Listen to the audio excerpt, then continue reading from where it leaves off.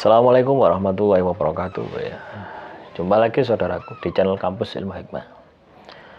Menanggapi komentar saudara kita ya, menggabungkan ilmu dari 3 guru ya, guru amalan pengasihan energi alam dan energi ilahi.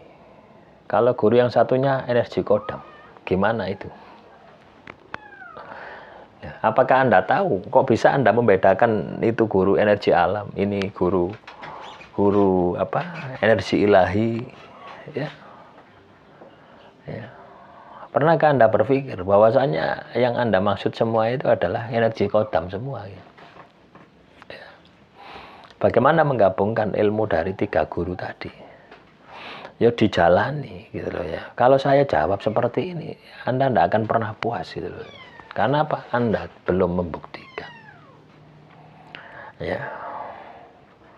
Jadi kalau kita ini sudah berprasangka, membanding-bandingkan, ya, itu alamat Anda tidak akan pernah berhasil. Ya. Kalau orang zaman dahulu itu dikasih ilmu, ya misalkan 1 sudah dijalankan sampai berhasil, gitu. Sehingga keyakinannya itu mudah terbentuk, gitu loh ya. Energinya juga mudah masuk. Tapi kalau Anda, ya, mendapatkan informasi atau berguru dari guru 1, berguru lagi dari kedua, berguru dari ketiga, itu kan sebenarnya tujuannya cuma 1, supaya cepat saja gitu. Supaya Anda ketika mengamalkan amalan pengasihan itu cepat terwujud, cepat terkabul, itu saja sebenarnya ya. Nah, padahal ya 3 guru tadi ya, ilmunya, disiplinnya berbeda. Menurut Anda kan berbeda. Energi alam, energi ilahi, energi kodam. Ya, kalau menurut saya ya sama saja, semuanya itu energi kodam. Loh ya.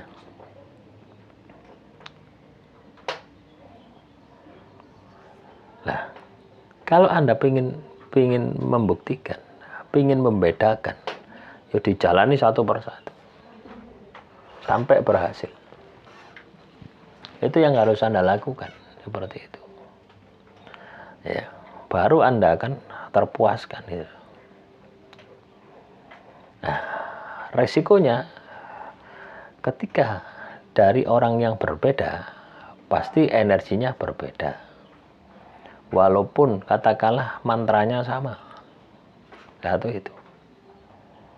Ya, apalagi ilmunya juga berbeda. Mantranya berbeda, sudah pasti berbeda.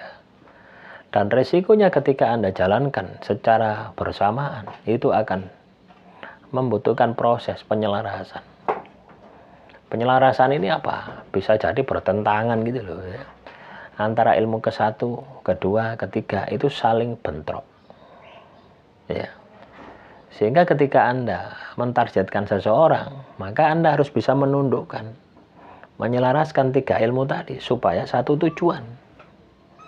Bukan 1 ke kanan, 1 ke kiri, 1 ke utara gitu. Nah, kalau Anda katakanlah mengamalkan 3 sekaligus, maka yang terjadi seperti itu. Makanya saya selalu menekankan ya, mengamalkan sebuah amalan pengasihan cukup 1 saja. Kalau Anda ingin energinya lebih besar, ditambahi porsinya. Ya, misalkan baca 100, energinya masih kurang, tambahi jadi 10.000 misalnya. Loh, caranya seperti itu. Bukan Anda nambah amalannya. Nambah amalannya, Anda berpikir logika. Ya, nambah amalannya Anda berharap bahwasanya amalan yang kedua ini bisa membantu gitu loh ya. Justru menjadi penghalang. Ya, manakala tidak selaras dengan amalan yang pertama. Lah, untuk pemula ya, untuk orang awam ini sulit gitu loh ya.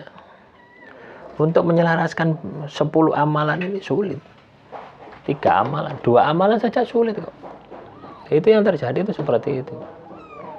Ya, lebih baik itu 1 amalan gitu ya. 1 amalan ditingkatkan porsinya. Ya. Nah, itu keberhasilannya akan lebih besar ya. Akan lebih besar daripada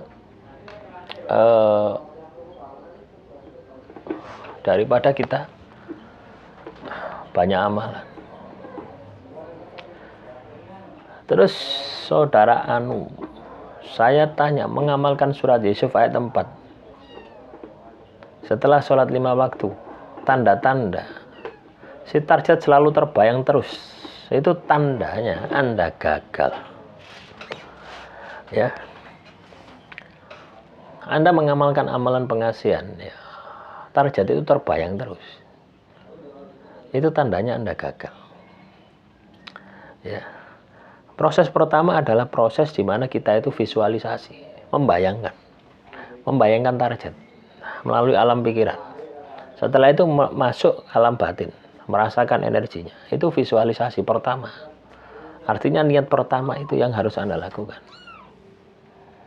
Nah, selanjutnya ketika Anda berproses, berzikir, ya, menjalani tirakannya, itu lepaskan. Ya, fokus di dalam amalannya, bukan fokus membayangkan targetnya. Kalau Anda fokus membayangkan targetnya, ya tidak akan berhasil.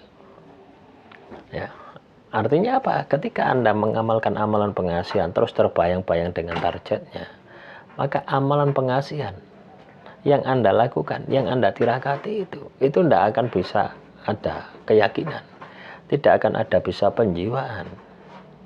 Kesimpulannya apa? Gagal. Ya, kesimpulannya apa? Gagal. Jadi seperti itu. Ya. Saudara Henry, kalau wirid ya wujudullah, diperuntukkan untuk apa? Untuk mewujudkan. Ya wujudullah, ya Tuhan wujudkanlah. Ya.